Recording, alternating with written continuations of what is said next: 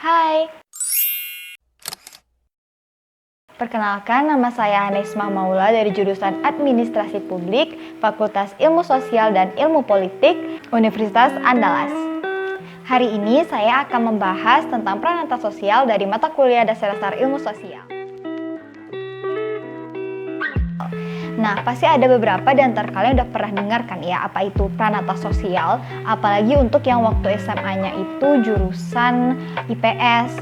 Jadi, pranata sosial ini itu udah banyak banget dijelasin dengan para ahli dari antropologi dan sosiologi seperti Robert Melver, C.H. Page, W.G. Sumner, Herkovitz, dan Elwood.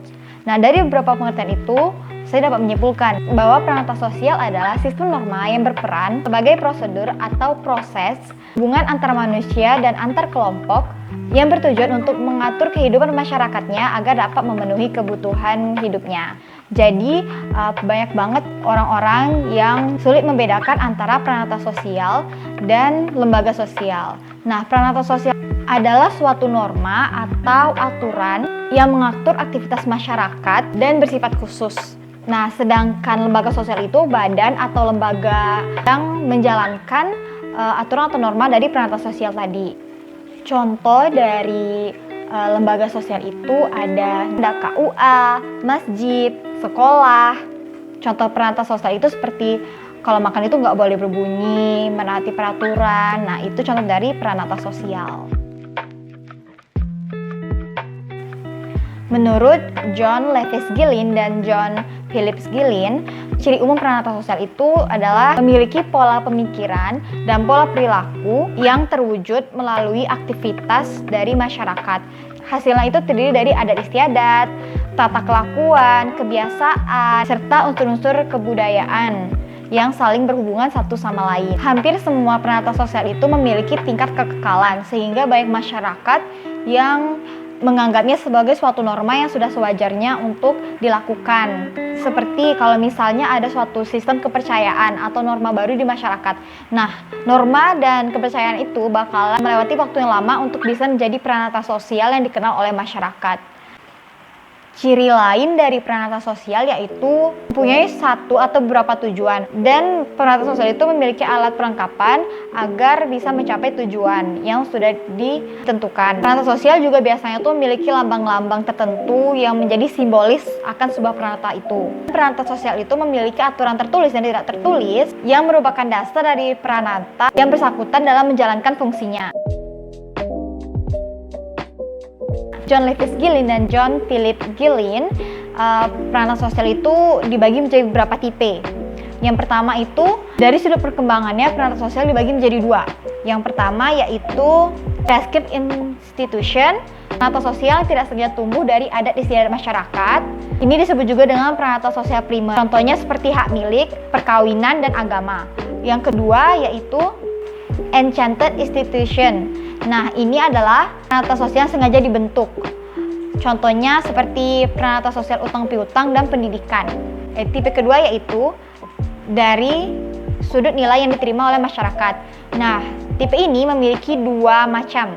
Yang pertama yaitu basic institution, yaitu pranata sosial yang penting untuk memelihara dan mempertahankan ketertiban. Contohnya itu seperti sekolah, keluarga, dan negara. Yang kedua yaitu subsidiary institution, yaitu pranata sosial yang berkaitan dengan hal yang dianggap kurang penting oleh masyarakat. Contohnya itu rekreasi, karena kan rekreasi itu kayak suatu hal yang non formal ya, dan terkadang ada beberapa yang ingin melakukannya, dan kadang ada juga beberapa yang tidak. Jadi rekreasi itu seperti nggak harus wajib, itu termasuk juga ke dalam subsidiary institution. Nah, yang tipe ketiga yaitu dari sudut penerimaan masyarakat. Itu terdapat dua macam lagi. Yang pertama yaitu approved and sustained institution. Itu adalah pranata sosial yang diterima oleh masyarakat. Contohnya sekolah dan perdagangan. Yang kedua yaitu unsustained institution. Itu adalah suatu pranata sosial tolak oleh masyarakat, dan masyarakat walaupun masyarakat tidak mampu untuk memberantasnya. Contohnya itu seperti kejahatan, pencolongan, pencopetan, dan lain sebagainya. Nah, tipe yang keempat yaitu dari sudut penyebarannya. Yang pertama itu adalah general institution. Ini adalah suatu pranata sosial yang sudah dikenal oleh masyarakat dunia. Contohnya itu seperti HAM dan pranata agama. Setelah general institution, yang kedua itu ada restructured institution. Nah, ini adalah suatu pranata sosial yang hanya dikenal oleh sebagian masyarakat tertentu. Contohnya itu seperti pranata agama Islam, Katolik, Protestan, Hindu, dan lain sebagainya. Nah, tipe yang terakhir atau tipe kelima adalah dari sudut fungsi. Nah, dari sudut fungsi ini terbagi menjadi dua macam. Yang pertama itu ada operative institution, yaitu suatu pranata sosial yang bertugas untuk menghimpun suatu pola-pola atau cara-cara yang diperlukan untuk mencapai tujuan dari masyarakat yang bersangkutan. Contohnya itu seperti pranata industri. Yang kedua yaitu regulative institution. Regulative institution itu adalah suatu pranata sosial yang bertujuan untuk mengawasi adat dan istiadat, tata kelakuan dalam masyarakat. Misalnya itu adalah pranata hukum seperti kejaksaan dan pengadilan. Nah, secara umum tujuan dari pranata sosial itu adalah untuk mengatur kehidupan manusia agar tertib dan dapat memenuhi secara memadai sesuai dengan kaidah-kaidah yang berlaku. Karena kan tanpa adanya pranata sosial itu, kehidupan manusia akan porak-poranda karena tidak memiliki aturan. Seperti jumlah prasarana dan sarana yang terbatas, namun kebutuhan masyarakat yang tinggi. Jika tidak adanya pranata sosial, maka akan terjadi sebuah kekacauan. Kalau fungsi dari pranata sosial itu adalah yang pertama memberikan pedoman untuk masyarakat agar dapat bertingkah laku atau bersikap di dalam usaha untuk memenuhi kebutuhan hidupnya.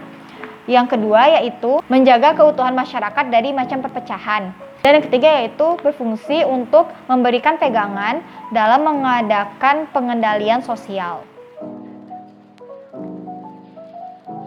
Nah, pranata sosial itu ada banyak sekali macamnya. Macam-macam pranata sosial itu terbagi menjadi 10. Yang pertama itu adalah pranata keluarga. Pranata keluarga ini meliputi berbagai fungsi. Yang pertama itu adalah fungsi reproduksi, fungsi afeksi atau fungsi kasih sayang, lalu fungsi ekonomi, dan fungsi sosialisasi. Yang kedua yaitu pranata ekonomi, yaitu suatu pranata yang mengatur kesejahteraan material dalam masyarakat agar semua masyarakat mendapatkan bagian sebagaimana mestinya. Fungsi dari pranata ini yaitu menjaga ketertiban dan mencapai konsensus, serta meningkatkan produksi ekonomi semaksimal mungkin. Yang ketiga yaitu pranata politik. Pranata politik adalah peraturan-peraturan untuk memelihara tata tertib dan untuk mendamaikan pertentangan-pertentangan serta untuk memilih suatu pemimpin yang berwibawa. Fungsi dari pranata politik yaitu melaksanakan undang-undang yang telah disahkan, melembagakan norma-norma yang telah dibuat oleh legislatif, menyelesaikan masalah-masalah yang terjadi di masyarakat. Yang selanjutnya yaitu pranata pendidikan. Tujuan dari pranata pendidikan yaitu memberikan ilmu, melatih keterampilan, pendidikan sikap, dan melatih keterampilan seseorang agar dapat mandiri untuk mencari penghasilannya. Berikutnya yaitu pranata kepercayaan atau agama. Fungsi pranata ini yaitu untuk memberikan pedoman kepada manusia agar bisa dekat kepada Tuhannya dan memberikan dasar perilaku yang baik dalam masyarakat. Berikutnya yaitu pranata kesenian. Fungsi dari pranata kesenian adalah untuk memberikan keindahan dalam kehidupan manusia.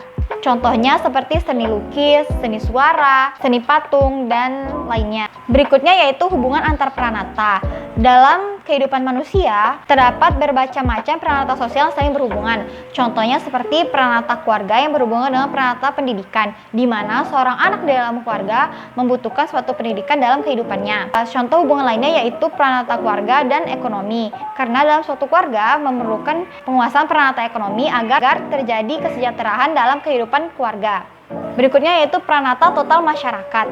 Nah, maksudnya dalam suatu pranata akan mengalami perpindahan ke pranata lainnya. Contohnya seperti seorang mahasiswa, pada pagi hari dia akan ada di pranata keluarga, pada siang hari dia akan ada di pranata pendidikan, dan pada hari libur dia akan ada di pranata rekreasi. Berikutnya yaitu pranata dominan. Pranata dominan ini itu menuntut orang-orang untuk memberikan loyalitasnya kepada yang ada di atasnya. Contohnya itu seperti militer dan pranata sekte. Berikutnya yaitu hubungan pranata sosial dengan geografi pranata sosial. Maksudnya adalah pranata sosial di setiap daerah itu berbeda-beda. Hal ini disebabkan oleh tuntunan hidup masyarakat di setiap daerah yang juga berbeda. Contoh dari perbedaannya yaitu misalnya di suatu negara yang memiliki mayoritas penduduk agama Muslim akan memiliki pranata agama Islam yang lebih tinggi daripada pranata agama lainnya. Nah, dari sini dapat saya simpulkan bahwa pranata sosial itu adalah suatu hal yang ada di masyarakat dan penting untuk masyarakat. Karena pranata sosial berfungsi besar untuk memberikan suatu ketertiban dalam kehidupan masyarakat agar dapat mencapai tujuannya atau dapat mencapai kesejahteraan dalam masyarakat. Sekian dari saya untuk pembahasan materi pranata sosial dalam mata kuliah dasar-dasar ilmu sosial. Mohon maaf apabila ada kesalahan. Terima kasih.